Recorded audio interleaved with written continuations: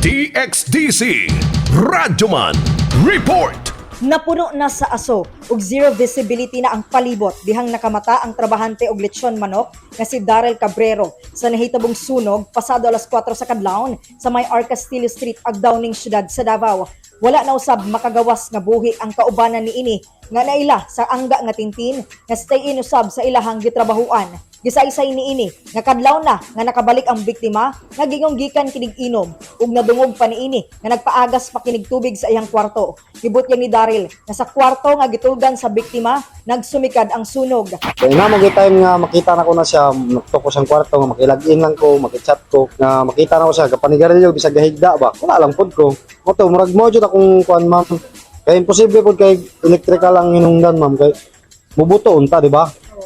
Wala mong pinapansin ma'am, kay ako hinahanok gid kayo ko ma'am. Magmuragay ko gilom o.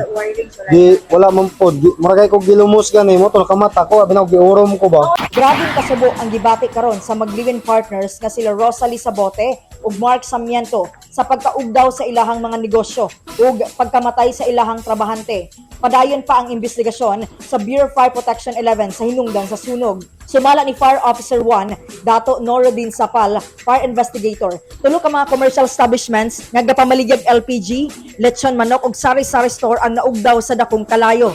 Wala pay gipagulang damyo sang BFP 11 ug gi-identify pa ang namatay sa insidente. Kasama mo sa balita ug serbisyo publiko, reaching millions nationwide and worldwide for 70 years. Radyoman Aimee Genita, Tatak RMN. Tatak RMN.